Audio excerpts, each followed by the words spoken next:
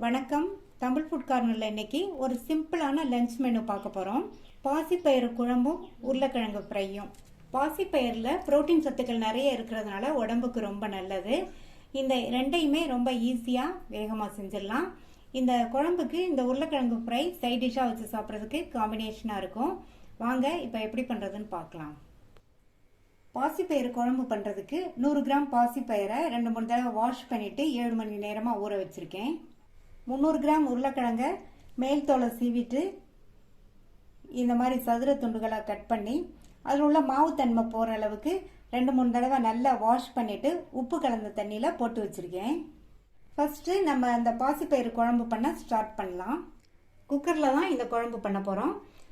குக்கரை சூடு பண்ணிவிட்டு இதில் 1.5 டேபிள் ஸ்பூன் எண்ணெய் சூடானதும் அதில் 1/2 டீஸ்பூன் கடுகு பொரிஞ்சதும் அதில் 1/2 டீஸ்பூன் சீரகம் சேர்த்துக்கலாம். இப்போ சீரகமும் நல்லா பொரிஞ்சிருச்சு. 15 சின்ன வெங்காயத்தை தோல் உரித்து நல்லா மிக்சியில் இந்த மாதிரி 1-2 அரைச்சி வச்சுருக்கேன், அதை சேர்த்துக்கலாம்.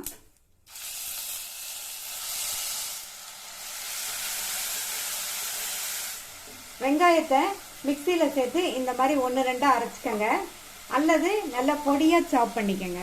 நான் வந்து சின்ன வெங்காயம் சேர்த்துருக்கேன், டேஸ்ட் ரொம்ப நல்லாயிருக்கும். ஒருவேளை இல்லைன்னா நீங்கள் 2 மீடியம் சைஸ் பெரிய வெங்காயத்தை நல்லா இந்த மாதிரி சாப் பண்ணி சேர்த்துக்கங்க.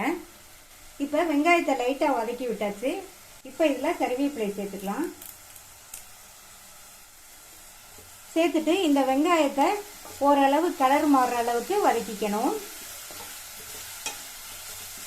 இப்போ வெங்காயம் ஓரளவு கலர் மாறி வதங்கிடுச்சு, இந்த அளவுக்கு வதக்கிக்கணும். அடுத்து 3 மீடியம் சைஸ் தக்காளியை வந்து மிக்சியில் இந்த மாதிரி பியூரியாக அரைச்சி வச்சுருக்கேன், அதை சேர்த்துக்கலாம்.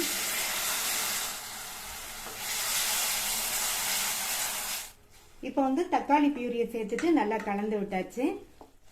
இந்த மாதிரி தக்காளியையும் பியூரியாக அரைச்சி வெங்காயத்தையும் 1-2 அரைச்சி சேர்த்தோம்னா குழம்போட கன்சிஸ்டன்சி நல்லா திக்காக இருக்கும். அடுத்து இது கூட 1/2 டீஸ்பூன் மஞ்சள் தூள், 1/2 டேபிள் ஸ்பூன் தனி மிளகாத்தூள், 1 டேபிள் ஸ்பூன் கொத்தமல்லி தூள். நான் வந்து 1/2 டேபிள் ஸ்பூன்ல 2 சேர்க்கிறேன். அடுத்து இந்த குழம்புக்கு தேவையான அளவு உப்பு சேர்த்துட்டு நல்லா ஒரு தடவை கலந்து விட்டுறலாம். நான் இதில் மிளகாத்தூளும் மல்லித்தூளும் சேர்த்துருக்கேன். இதுக்கு பதில் உங்கள்கிட்ட குழம்பு மிளகாய் தூள் இருந்தால் சேர்த்துக்கங்க. இப்போ இந்த மசாலா சேர்த்தாச்சு. இது வந்து ஒரு 2-3 நிமிஷத்துக்கு இதனுடைய பச்சை வாசனை போக நல்லா வதங்கிட்டு இருக்கட்டும். இப்போ 3 நிமிஷம் ஆச்சு. நம்ம சேர்த்த மசாலா தூளோட பச்சை வாசனை எல்லாம் போயிடுச்சு. ஒரு சின்ன நெல்லிக்காய் சைஸ் அளவு புளியை வந்து 1/4 கப் தண்ணியில கரைச்சு வடிகட்டி வச்சிருக்கேன், அதை சேர்த்துக்கலாம். நம்ம இதுல தக்காளி பியூரி நிறைய அரைச்சு சேர்த்திருக்கிறதுனால புளிக்கரைசல் வந்து இந்த அளவுக்கு போதும், குழம்பு நல்லா டேஸ்டா இருக்கும். இப்போ இதை நல்லா கலந்து விட்டுட்டு ஒரு 2 நிமிஷத்துக்கு மட்டும் இருக்கட்டும். புளிக்கரைசல் சேர்த்து 2 நிமிஷம் ஆச்சு. ஊற வச்ச பாசிப்பயிரை தண்ணியோடைய இதில் சேர்த்துக்கலாம். இப்போ பாசிப்பயிரை சேர்த்ததுக்கு அப்புறமா நல்லா ஒரு தடவை கலந்து விட்டுறலாம். இப்போ இதில் தண்ணி சேர்க்கணும். நான் வந்து 3/4 கப் தண்ணி சேர்த்துருக்கேன். நீங்க உங்களுடைய குழம்பு கன்சிஸ்டன்சிக்கு தகுந்தபடி நீங்க தண்ணி சேர்த்துக்கங்க. மூடி போட்டலாம். ஸ்டீம் வந்ததுக்கு அப்புறமா வெயிட் போட்டு ஹை ஃப்ளேம்ல ஒரே ஒரு விசில் மட்டும் வேக வச்சுக்கோங்க. நம்ம பாசிப்பயிரை 7 மணி நேரம் ஊற வச்சதுனால ஹை ஃப்ளேம்ல ஒரு விசில் வேக வச்சா போதும், பயிறு கரெக்டா வெந்துடும், குழம்பும் ரெடி ஆயிரும். ஒரு விசில் வந்து ஸ்டீம்லாம் போயிடுச்சு. பாசிப்பயிறு பார்த்தீங்கன்னா நல்லா கரெக்டாக சாஃப்டாக வெந்திருக்கு. நம்ம இந்த குழம்ப வேகமாக 10 நிமிஷத்தில் செஞ்சிட்டோம். அடுத்து இதில் பொடியாக கட் பண்ண கொத்தமல்லி இலைகளை தூவி விட்டுறலாம். தூவி விட்டுட்டு நல்லா ஒரு தடவை கலந்து கொடுத்துடலாம். டேஸ்டான பாசிப்பயிறு குழம்பு ரெடி ஆயிடுச்சு.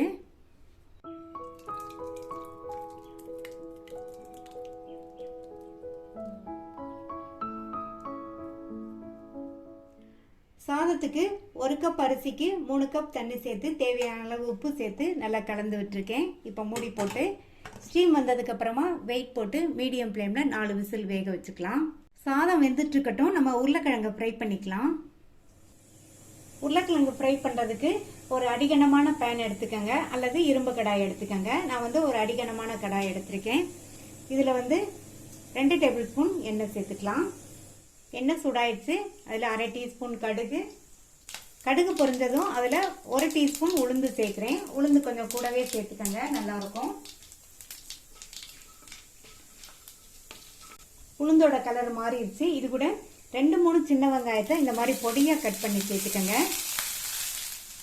அடுத்து கறிவேப்பிலை சேர்த்துக்கலாம்.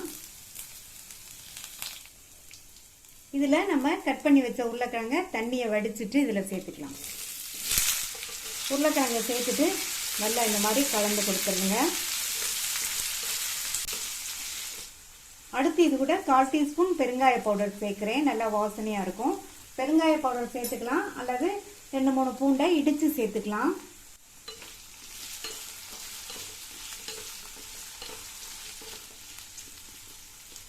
மூடி போட்டு ஸ்டவ்வை லோ மீடியம் ஃப்ளேமில் வச்சுருங்க.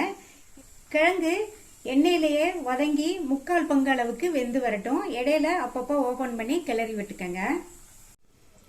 இப்போ 8 நிமிஷம் ஆச்சு. இந்த உருளைக்கிழங்கு எண்ணெயிலேயே வதங்கி 3/4 பங்கு அளவுக்கு வெந்திருக்கு. இந்த மாதிரி ப்ரெஸ் பண்ணி பார்த்தா தெரியும். அடுத்து இது கூட 1/4 டீஸ்பூன் மஞ்சள் தூள், 1 டீஸ்பூன் மிளகாத்தூள். மிளகாத்தூள் உங்கள் காரத்துக்கு தகுந்தபடி நீங்கள் சேர்த்துக்கங்க. அரை டீஸ்பூன் கொத்தமல்லி தூள். இந்த ஃப்ரைக்கு தேவையான அளவு உப்பு.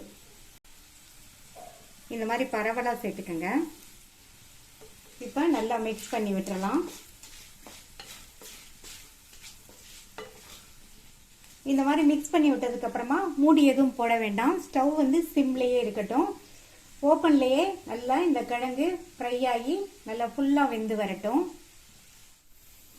சிம்லேயே 8 நிமிஷம் வச்சு உருளைக்கிழங்கு நல்லா எண்ணெயிலேயே ஃப்ரை ஆகி நல்லா மொறுமொறுன்னு வந்துருச்சு. மொறுமொறுன்னு டேஸ்டான உருளைக்கிழங்கு ஃப்ரை ரெடி ஆயிடுச்சு.